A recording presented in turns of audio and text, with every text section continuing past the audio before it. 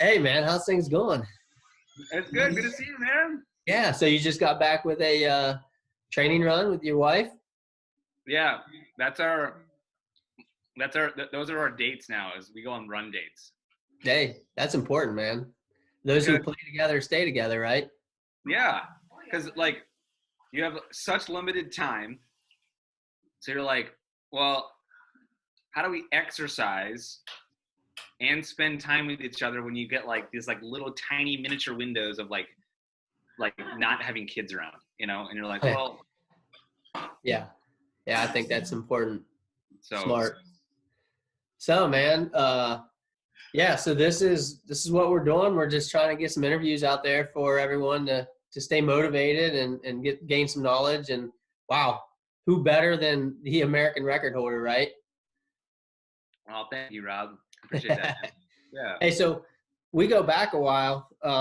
I don't know if you remember, but I remember racing you in high school. Do you remember coming back to Ohio State to the indoor national meet? You flew in and kicked everybody's butt and then left. I don't know if you remember that. Yeah, I do actually. Yeah, I was in that. You were there? Yeah, I was in that race. You wouldn't know. I was third, I think. Maybe even, yeah, I think I was third. Was that your senior year and my junior year? Yeah, it was my senior year, and I was like, who is this punk that just flew in, whips us, and then leaves? Yeah. Yeah, is that was the Nike indoor meet, Yeah. and it was like the second year they'd ever done it, right? They only done Yeah, it was super new. Yeah, definitely super new. How you doing? Good, man. Say hey to everyone. He's got a question about for you. Sorry, Yeah. Yeah. Yeah. Can we ask that? Could we do that? Yeah, you want to do that question? Yeah, we'll come back to the Nike thing in a sec. Yeah. That's fine. Yeah. So my wife wanted to know if you could beat Alan in a mile if you were both, equally pushing like the double stroller. Double stroller. A double stroller? Oh. The double? Alan. How about the single? A single. Yeah, we don't really do double strollers. Yeah, those double strollers. You can't steer them.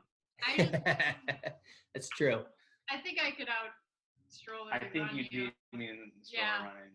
I think I could beat him in a basketball mile. I could beat him in a stroller mile, a juggling mile. Yeah.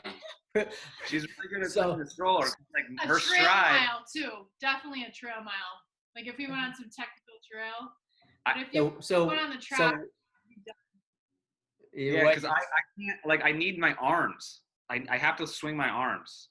Yeah, right? That's kind of important. I can't do it I can't run like a chicken. I like to run like that. I used to train with a bag on my back, so I got used to like having obstacles. And Alan's like, I'm a pretty boy runner. I need a track. I need the best spikes. Yeah, I was a princess. I needed everything like all perfect. Yeah. I needed the pacemaker. I needed to know what was going to happen like beforehand. I gotta go, you guys. All spelled out. Hey, good seeing you. Yeah. Well, hey, we'll go ahead since we're doing questions. I'll just go ahead and I'll read them to you. You can answer them, and then we can chat a little afterwards. Okay? Yeah, sounds good.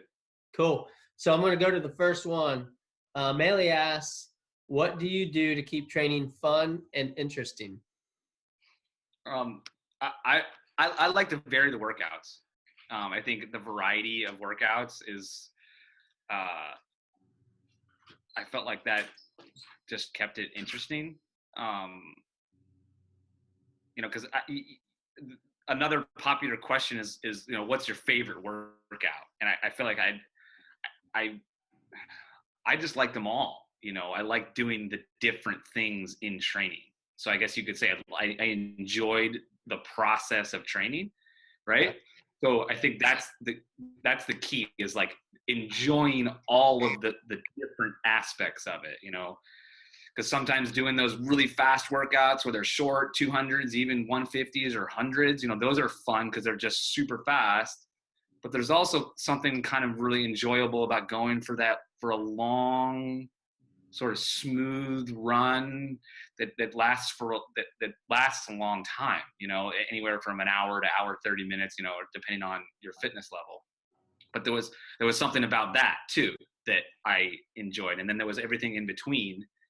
And so I'd say just look forward to the next different thing that you're gonna do, and that keeps it fresh and fun, and gives you like different types of goals that you can kind of go out there and achieve, and be like, hey, I want to do this particular type of run the best that I can, because that's like kind of one piece of the puzzle that you need to be a good middle distance to distance or distance runner.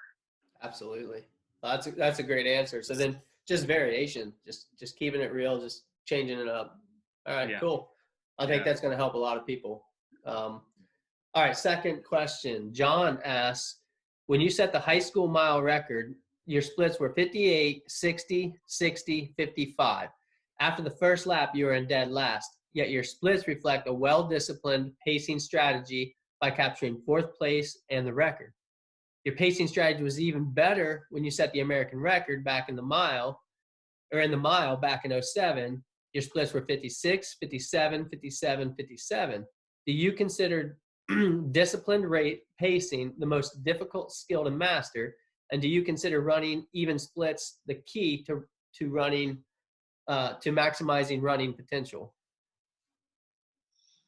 Yeah, I would say pacing is, I don't know if it's the most difficult thing, but it's one of the pieces that you need to have. And I would say, I would say that pacing, the skill of pacing comes with fitness. So, when you're doing workouts, part of what you're sort of negotiating there and figuring out is what each particular pace kind of feels like, and and how long you can really do that.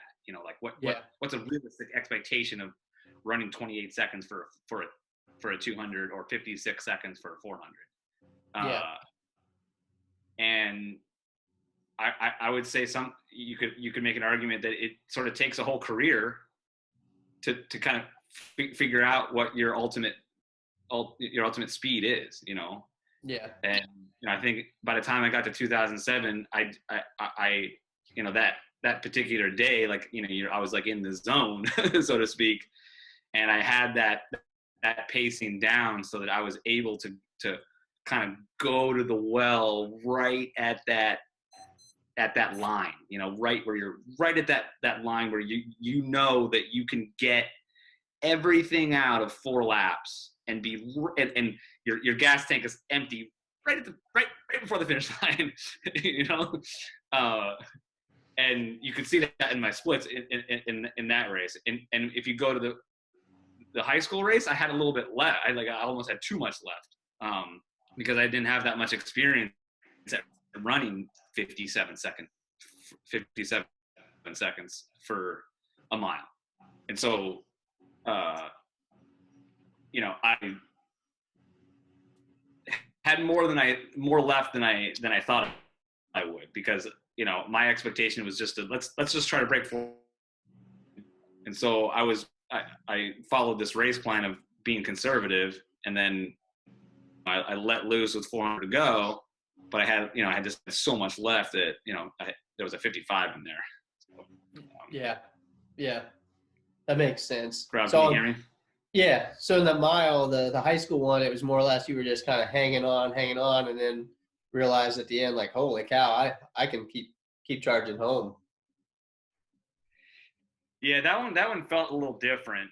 It was more of a surreal feeling of, oh my goodness, I feel amazing, and I just came through 800 at 159 and 1200 at 258. In my head I'm like, this is crazy. It shouldn't feel like it felt a little bit, to be honest, it felt kind of easy. I mean, it's super not easy, but yeah. What your expectations of what 258 would feel like were for a high school senior, I was like, oh my gosh, this is so crazy. And then, and then I just let loose, everything I had with 400 to go. So it was a little bit different. It felt different compared to when 2007. And those races where you're just like, everything clicks and is going so well. I mean, I could count them on one hand. Oh yeah, absolutely. And you pretty much you work your whole career to kind of have those days. Yeah. So yeah. So I mean, to ask, on that question, they kind of wanted to know, like, hey, is that the key to maximizing your potential? I mean, would you say, do you feel like it is or isn't? Or is it like I think you kind of touched on it. It's maybe just one aspect of maximizing potential. Yeah, I mean, it's one aspect of it. It's one aspect. But sometimes like the pacing is sort of like a means to an end, sort of like like doing mileage or a long run is building like this base that allows you to do some of the other workouts that ultimately give you the gains to be able to run the race properly, right?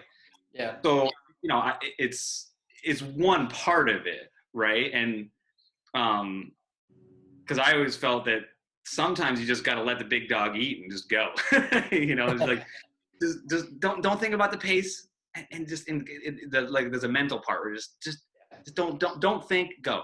Yeah, just be in the moment, right?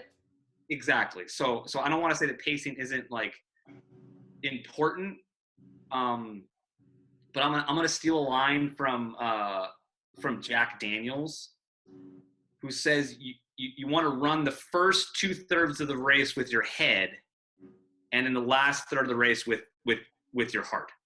That's cool. I like that. Right.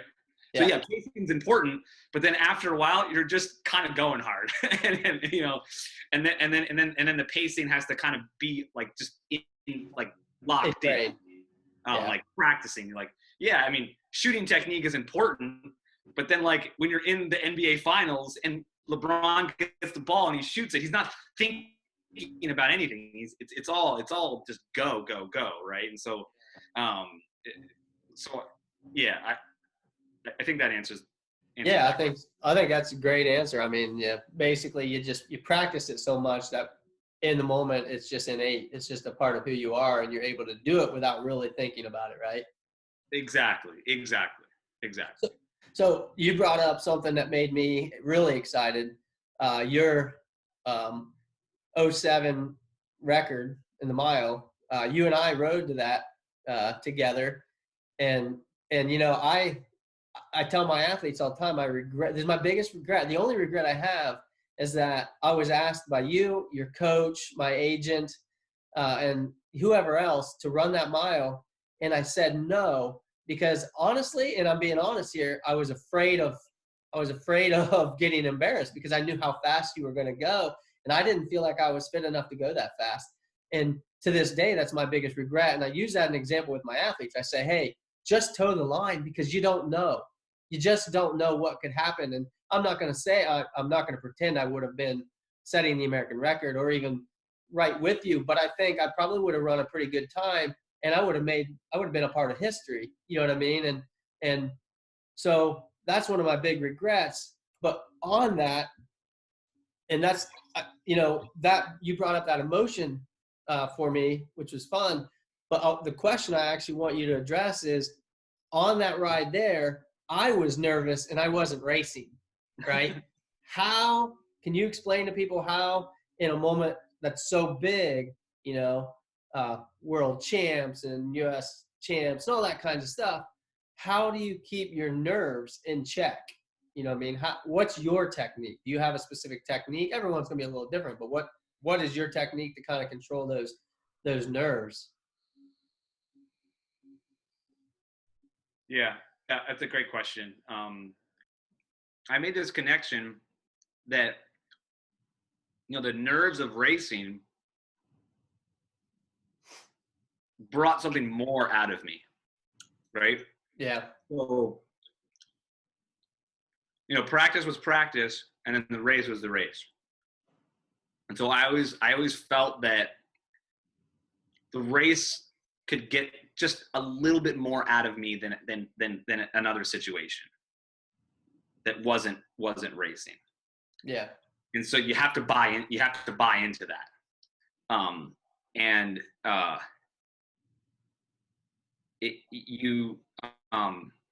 So when you associate, like a better version of yourself in that situation, you look forward to that. Yeah. Right? So you're associating success with those nerves. Exactly. Or not necessarily a success, but just the best you can do. Yeah. So yeah, you could say success, so, it didn't, the result wasn't always what you planned, but success in terms of getting the best part of you on that day. Yeah. And so you have to spin it in this positive way, you have to spin it that way. And so some people make that a negative thing, like, oh, I have these nerves and it's going to like make it worse. I was like, I want that. Yeah. Yeah. I want this situation to be a positive thing. And when you make it that way, and you practice that, you were like, this is going to make me better. This is going to make me better. And then, and when you go out and you execute, then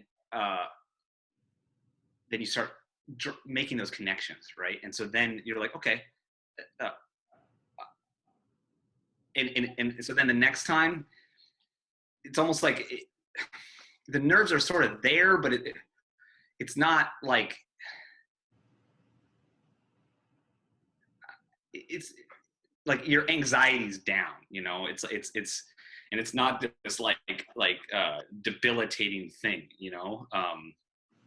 and it helps you just stay calm, and it helps you just absorb that, because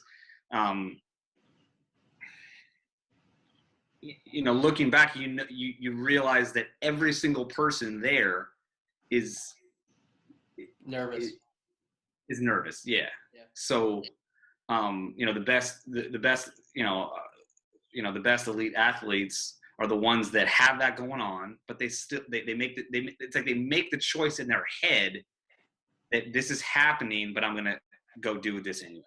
Yeah. And so you accept it. You say, this is gonna happen, and you're gonna go out there and do it no matter what. No matter how nervous you get, you're gonna walk out there and do what you know how to do, that you've been practicing in practice, and then also practicing in the races that you've run previously before you've gotten there, right? Yeah. So and that's almost like sort of like race fitness, like that's why like like the middle distance races, you have to do a few of them, to kind of remind your brain like, hey, this is what it's like to go to the meet, to do the warm up.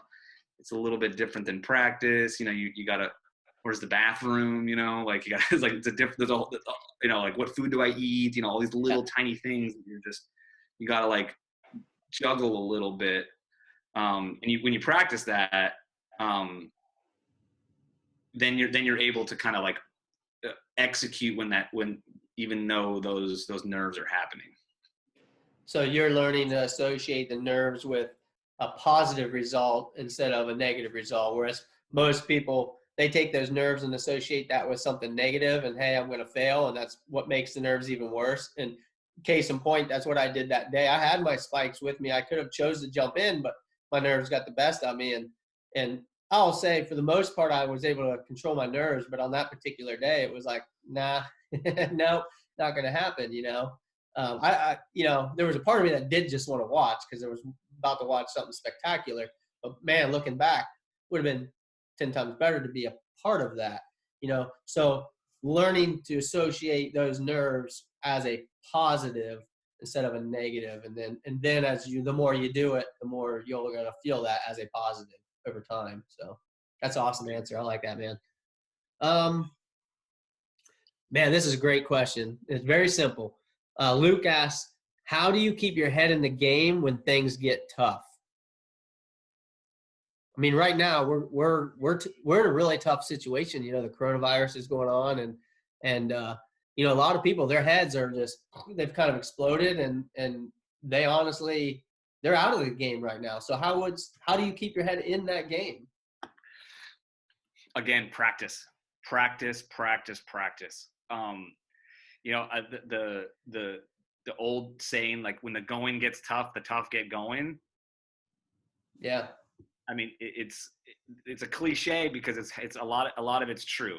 And there's mental and physiological things that support that, you know, and now, and you know, we're both in sort of the coaching realm now, and I've gone to some of these like coaching clinics, and there's actually like scientific things, physiological things that actually happen that will help you in that situation. You know, specifically during a workout, let's just say, like, if you're like struggling in the middle of a long workout, like, and you put like, sometimes you like put like a little mini surge in there, like when you're like, oh, it's getting hard, and then like you go harder, even when you're like, you know, in your head, you're like, I'm more tired, but I'm going to go harder. Your body actually will start producing a little bit of lactate, and your body will use that as a fuel. And suddenly you're like, whoa, now I feel better. Why do I feel better? Well, because you put in a little surge, and your body started producing a little bit of lactate in like maybe a long threshold workout. And then your body's like, oh, sweet, lactate. I feel good. I have some fuel to work with, right? And it cues up that response in your body. When you practice that, then you're like, oh, now I know when it's hard, maybe I kind of got to like pick it up, you know? Yeah. Yeah. That's great. Yeah.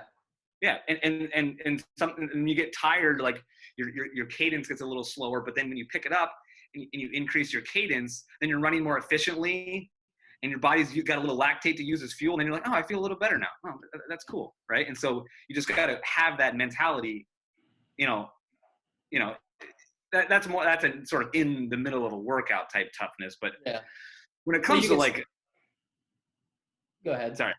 I was going to say, when it comes to, you know, like situational toughness, like what we're going through right now, it's kind of like the stock market. Like, hey, when the stock market goes down, go buy the stock when it's cheap. You know, like, pour your money in. Don't sell it when you lost money. You keep it and then buy the stuff and then sell it when it's worth more.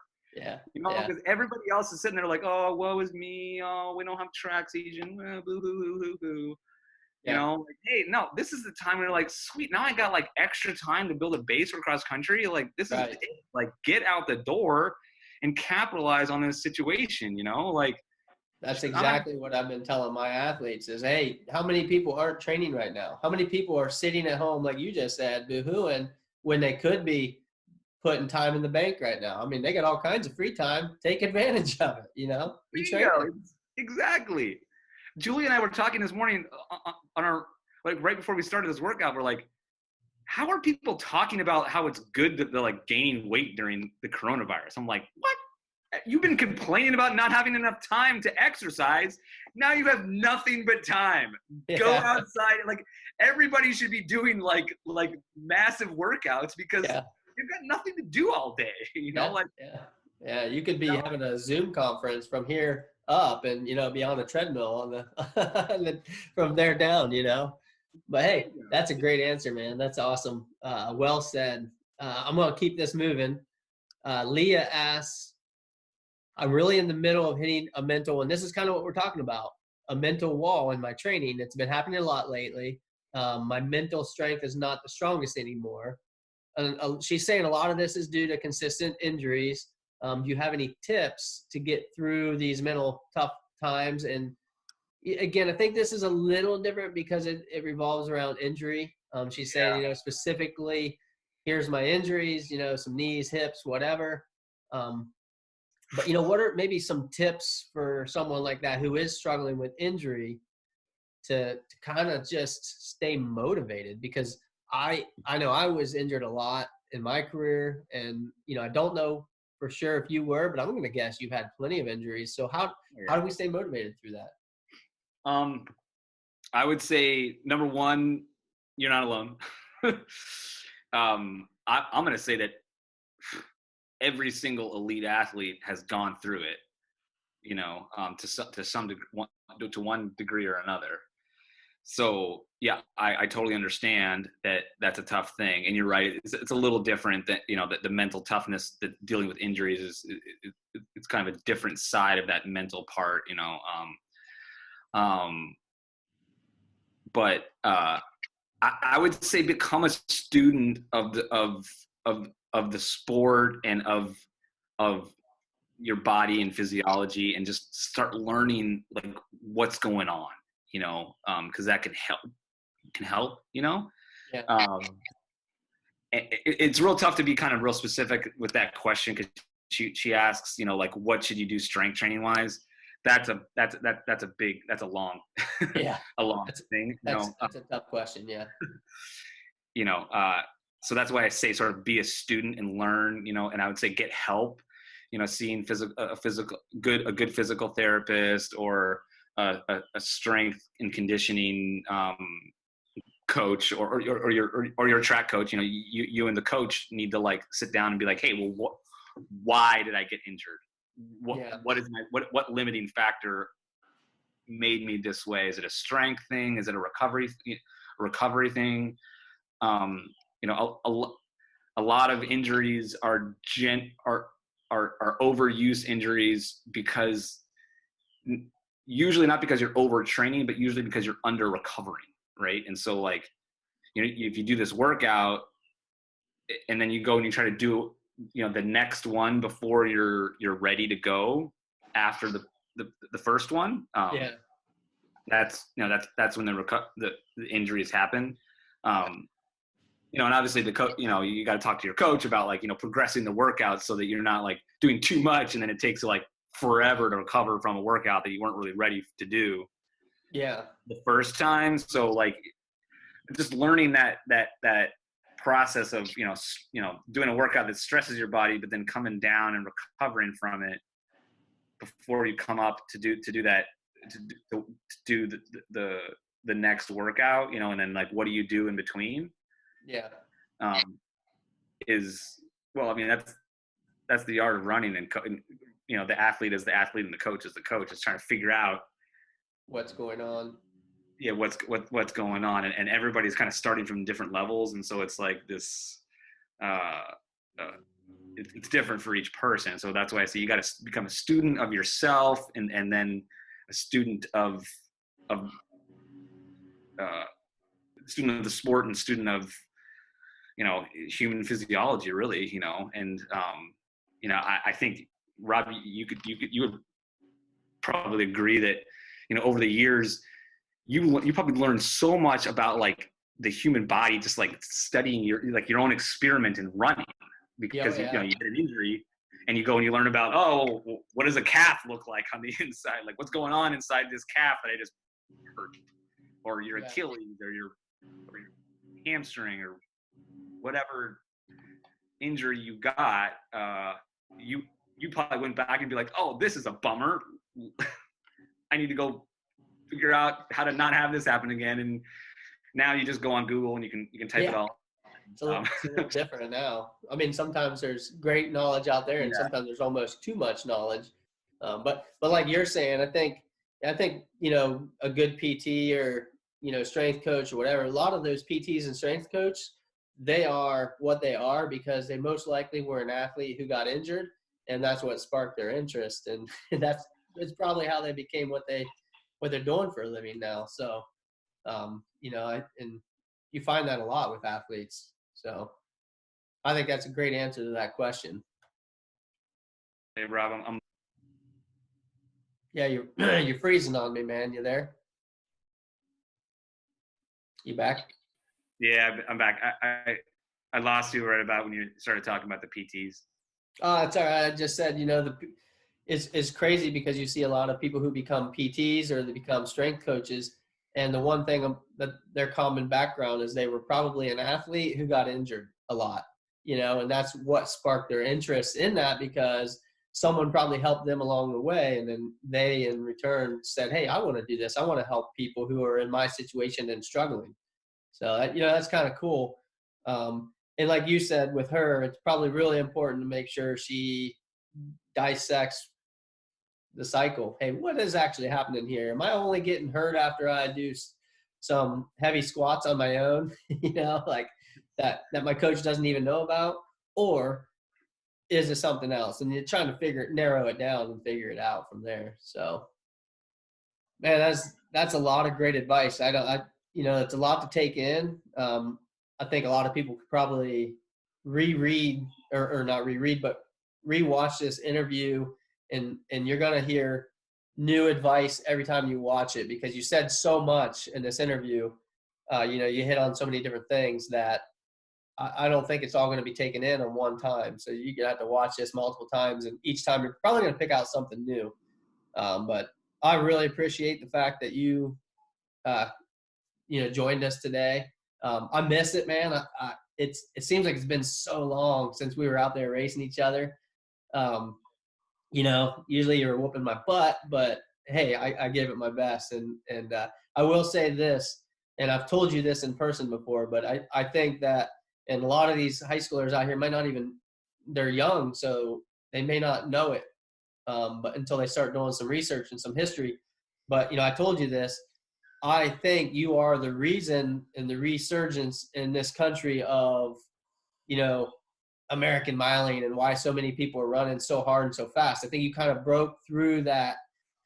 When I was in high school, I didn't really have, I got to race you once, but I didn't have you to look up to. I had great role models, but it had been a long time since they had done it, so America was on like a dry spell, and we were working really hard, to try to break that. And then you came on and you broke that mold of, the sub-4 in high school. And ever since that happened, it seems like American athletes have just really poured in and taken over. And so I just want to say thanks, man, because I really think, I don't know, do you know that or not? But you're a cool part of history. And I'm just really proud to say that you're my friend, and that I got to know you on a personal level. So. Oh, thanks, Rob. I appreciate that, man. I believe I was just a cog in the wheel. A big one. A cog in the wheel. A bearing. And I didn't win all the races. There was a guy who got me in the indoor mile in 2000 and remind me, 8, 9, I don't know, 9? Somewhere in there. He beat me. Yeah, I got lucky. I think I caught you off guard. Yeah.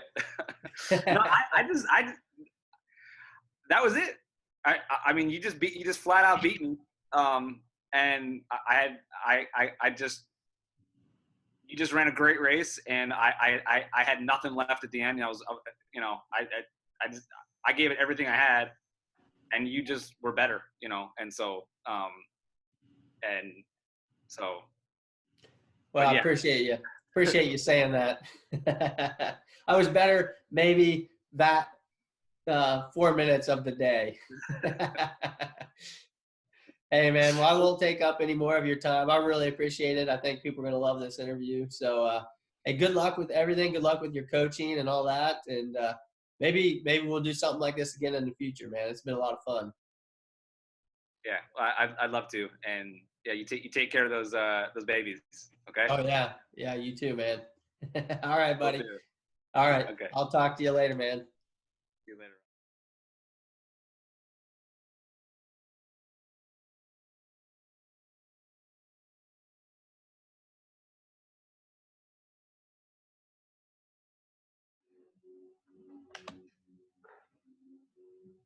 Hey, how's it going, man? Let me see if can I say something. Hello? Talking to Rob. Can't hear you. Can you hear me now? Allow recording. Hello? Test 1, 2, 3.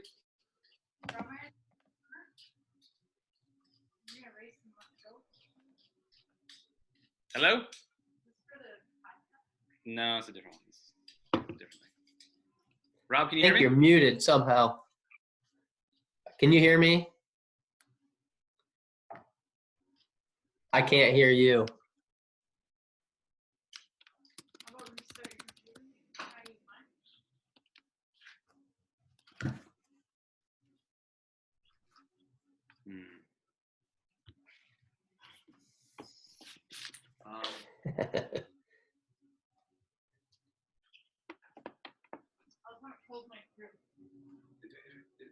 these things? One of these things, but that can plug in. I don't have a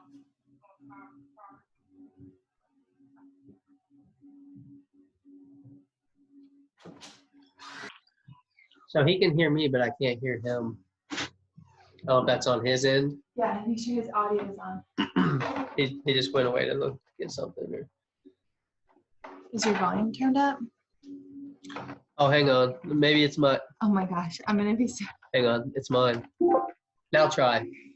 Hello? There we go. I'm a genius. Yeah, it's that whole turning on your computer thing. It's really complex. How do you turn this thing on? Oh, it's power button. Oh, plug it in? Oh. Good luck, Alan. I'm really sorry for what's about to happen. Oh, man. Files are inside of the computer. They're inside of the computer. Yeah. Let me see. Let me throw this over the ledge here.